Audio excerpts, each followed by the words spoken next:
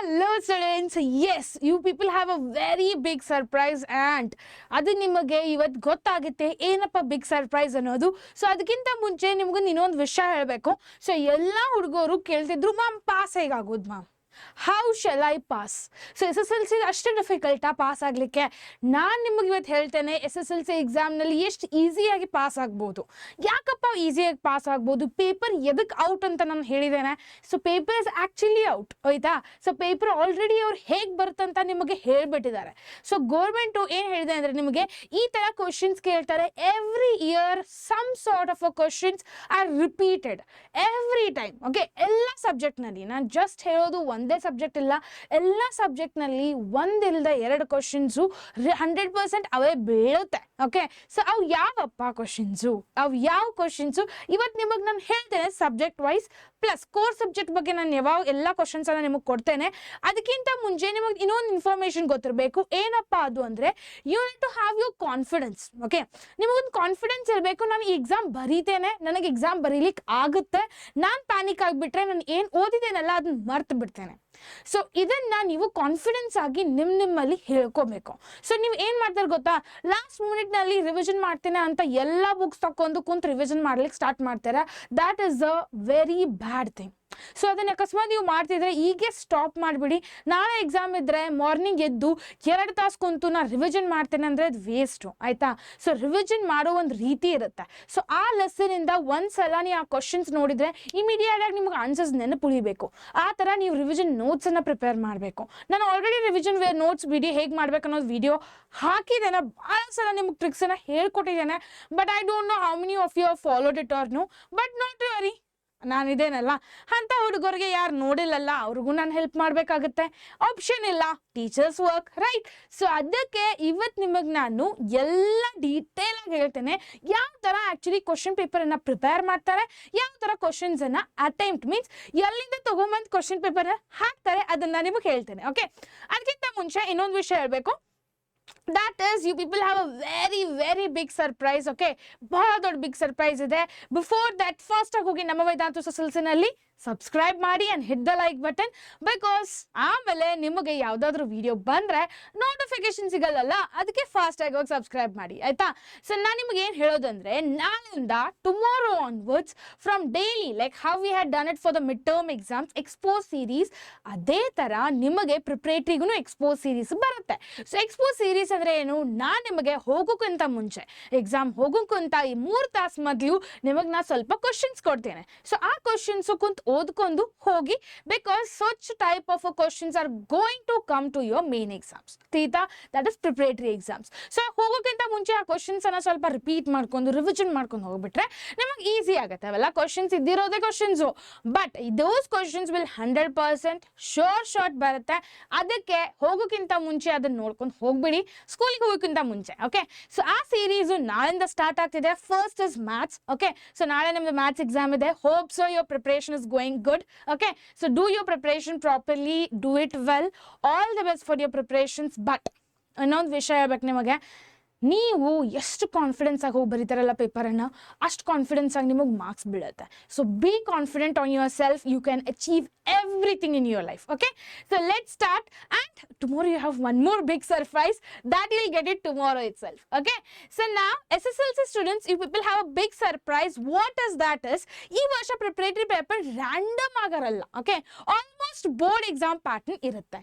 Why? Because even the government has told it. Okay, KSEB ದವರನೇ ಹೇಳಿದ್ದಾರೆ. ಏನಂತ ಹೇಳಿದ್ದಾರೆ, they have told that preparatory exam same board exams ಥರನೇ pattern ಥರ ಇರುತ್ತೆ, ಆಯ್ತಾ? ಲೈಕ್ ಎಕ್ಸಾಂಪಲ್ ಮಾಡೆಲ್ ಪೇಪರ್ ಥರ.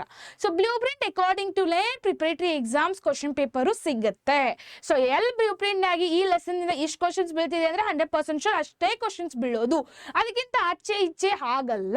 ಸೊ ಅಕಸ್ಮಾತ್ ಬೋರ್ಡ್ ಎಕ್ಸಾಮ್ಸ್ನಲ್ಲಿ ಆಯಿತು, you might guess the grace marks also. Clear? So grace marks ಸಿಕ್ಕಿ ಸಿಕ್ಕೇ ಸಿಗುತ್ತೆ. ಅಕಸ್ಮಾತ್ ಅವ್ರು ನಮ್ಗೆ ಹೇಗೆ ಪ್ರಾಮಿಸ್ ಮಾಡಿದ್ದಾರೆ ಪೇಪರ್ನಲ್ಲಿ ಬೀಳುತ್ತಂತ ಅದೇ ಥರ ಸಿಗಲಿಲ್ಲ ಅಂದರೆ they need to give us the grace marks. Clear? So ಅದನ್ನು ನೀವು 100% ಆಗಿ ತಲೆಯಲ್ಲಿ ಇಟ್ಕೊಂಬಿಡಿ, ಆಯ್ತಾ?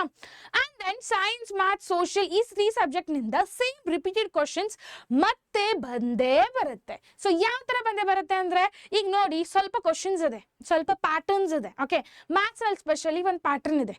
ಈ ಕ್ವಶನು ಈ ಥರ ಕೇಳಲೇಬೇಕಪ್ಪ ಎವ್ರಿ ಇಯರು. ಸೊ ಯಾವ ಆಕ್ಚುಲಿ ಯಾವ ಕ್ವಶನ್ಸು ಇವತ್ತು ನಿಮಗೆ ನಾನು ಹೇಳ್ತೇನೆ. First will start with the science top 5 most repeated questions. Every year these questions have been repeated 100%. Not actually the same question. ನಾನು ಹೇಳಿಕ್ ಬರಲ್ಲ, ಅದು ಸೇಮ್ ಕ್ವಶನ್ ಏನೇ ಕೇಳ್ತಾರಂತ, ಬಟ್ ಸೇಮ್ ಪ್ಯಾಟರ್ನ್ ಆಗೇನೆ ಕ್ವಶನ್ ಕೇಳೋದು. ಲೈಕ್ ಸ್ವಲ್ಪ ಚೇಂಜಸ್ ಮಾಡ್ತಾರೆ ಅದರಲ್ಲಿ, ಬಟ್ ಅದನ್ನ ಬಿಟ್ಟು ಈ ಕ್ವಶನ್ಸು ಶಾರ್ಟ್ ಬಿದ್ದೇ ಬೀಳುತ್ತೆ. ಇವ್ನು ಇಷ್ಟು ಓದಿದ್ರು ಆರಾಮಾಗಿ 15 ಮಾರ್ಕ್ಸ್ ನಿಮ್ಮ ಕೈಯಲ್ಲಿ ಬಿದ್ದೇ ಬಿಡುತ್ತೆ, ಆಯ್ತಲ್ಲ? ಅದಾದ ತಕ್ಷಣ ಬಯಾಲಜಿ ಮೋಸ್ಟ್ ಇಂಪಾರ್ಟೆಂಟ್ ಡೈಗ್ರಾಮ್ಸ್ ಮಾಡಿಬಿಡಿ, ಸಾಕು, ಸೈನ್ಸ್ ಪಾಸ್. ಸೊ ನಿಮ್ಮ ಪಾಸಿಂಗ್ಗೆ ಬಹಳ ಈಸಿ ಇದೆ. ಅದಕ್ಕೆ ಹೇಳೋದು ಪಾಸಿಂಗ್ ಬಿಡ್ರಪ್ಪ, ಸ್ಕೋರಿಂಗ್ ಮಾಡೋದು ಯೋಚನೆ ಮಾಡಬೇಕು, right? So what are those 5 top most questions? Define electrical current, state the Ohm's law, right it's mathematical form. So electrical current ಅಂದ್ರೆ ಏನು, ಮತ್ತೆ ಓಹಮ್ಸ್ ಲಾ ಡೆಫಿನೇಷನ್ ಪ್ಲಸ್ ಅದರ ಫಾರ್ಮುಲಾ ಬರೆದ್ಬಿಟ್ರೆ ಸಾಕು, 3 ಮಾರ್ಕ್ಸ್ ನಿಮ್ಮ ಕೈಯಲ್ಲಿ ಹಾಗೆ ಬಂದ್ಬಿಡುತ್ತೆ, right? So this question Ohm's law ಬಗ್ಗೆ, electrical current ಬಗ್ಗೆ every year they have asked it, every year. Clear? And next, why are electrical appliances connected in a parallel in a domestic circuits? So this is also a give reason question, right? So ee question ಏನು ಬಹಳ ಸಲ ನಿಮಗೆ ಬಿದ್ದಿದೆ, 100 times it has come to you people, but you people will practice, then only you are going to get the marks. Clear? Next, explain the process of the photosynthesis with a neat labeled diagram. Photosynthesis ಬಗ್ಗೆ ಕೇಳಿಲ್ಲ ಅಂದ್ರೆ they'll ask about the neuron, nephron, out diagrams. So 100% sure question. Okay. Next, what is the homologous series? Write its characteristics with the examples. Next, describe the structure and the functional human heart or a nephron. Any one. So nephron or human heart to brain. This all questions are 100% sure. You questions ಬಿದ್ದೇ ಬೀಳುತ್ತೆ ನಿಮ್ಮ ಎಕ್ಸಾಮ್ನಲ್ಲಿ. Every year one or the other pattern different change ಮಾಡಿ ಆ questions ಅನ್ನ ಕೇಳ್ತಾರೆ, ತಿಳಿತಾ? So ಅದಕ್ಕೆ ಹೇಳೋದು, ಅದಕ್ಕೆ ಟಾಪ್ ಮೋಸ್ಟ್ 5 ಕ್ವಶನ್ಸ್ ಅಂತ ಹೇಳಿದ್ದೇನೆ ನಾನು. ಎವ್ರಿ ಸಬ್ಜೆಕ್ಟ್ ಹೇಳ್ತಿದ್ದೇನೆ. Please do focus till the end of the video. Next question will start from the mathematics. There is top 5 most important questions. Solve the pair of the linear equations by a substitution or by the elimination method. See ಈ ಥರ questions means pattern same ಇರುತ್ತೆ, just they will change the numbers. So ಮ್ಯಾಥ್ಸ್ನಲ್ಲಿ ಒಂದು ನೆನಪಿಟ್ಕೋಬೇಕಂದ್ರೆ they will just change the numbers and give it to you people. Okay, the pattern, the way of solving it, the method, everything will be same itself. Just the thing is you need to think the question in a different way. ಅವ್ರಿಗೇನು target ಇರೋದು ಗೊತ್ತಾ? Maths question ಅಂದರೆ ಸ್ವಲ್ಪ different ಆಗಿ ಯೋಚನೆ ಮಾಡಿ ಅದನ್ನು think ಮಾಡಿ ಬರೀಬೇಕು ಅನ್ನೋದು. ಸೊ ಅದನ್ನು ನೀವು ಮಾಡಿದ್ರೆ it will be easy for you people, right? Next, find the roots of the quadratic equation using the factorization or formula. So roots of a quadratic equation plus using the factorization or by the formula method. So ಈ ಎರಡು method ಇಂದ ಅದನ್ನ solve ಮಾಡಬೇಕು. So ಈ pattern ತರ questions ಕೇಳ್ತಾರೆ, ತಿಳಿತಾ? Next, find the distance between the 2 points using the distance formula. Find the surface area or volume of the cylinder or the cone. Find the mode median from the given data. So this pattern questions 100% mathematics ಇಂದ ಬಿದ್ದೇ ಬೀಳುತ್ತೆ.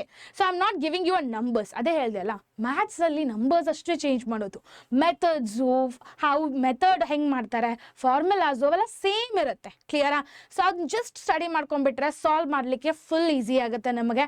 But you need to focus on the method and the formula, not on how to do it actually. Okay, that if you do it know easily. ಮತ್ತೆ maths ಯಾವಾಗಲೂ practice ಮಾಡಬೇಕು guys. So ನೀವು practice ಮಾಡಲಿಲ್ಲ ಅಂದರೆ maths ಅದೇ ಈಸಿಯಾಗಿ ಬರಲ್ಲ. When how much you people will write no one problem at least ಒಂದು 10 ಸಲ ಆದರೂ ಪ್ರಾಕ್ಟೀಸ್ ಮಾಡಿರಬೇಕು ನಿಮ್ದು SSLC ಪ್ರಿಪರೇಟರಿ ಎಕ್ಸಾಮ್ ಬರೋಕ್ಕಿಂತ ಮುಂಚೆ.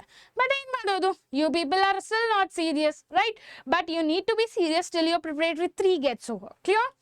Next comes the social science, that is top 5 most important questions is explain the causes and the effects of the first war of Indian independence. First war of Indian independence, that is 1857. Okay. Next, explain the role of Mahatma Gandhi in the freedom movement. So in the freedom movement, Mahatma Gandhi ಏನಪ್ಪ ಕೆಲಸ ಮಾಡ್ದ?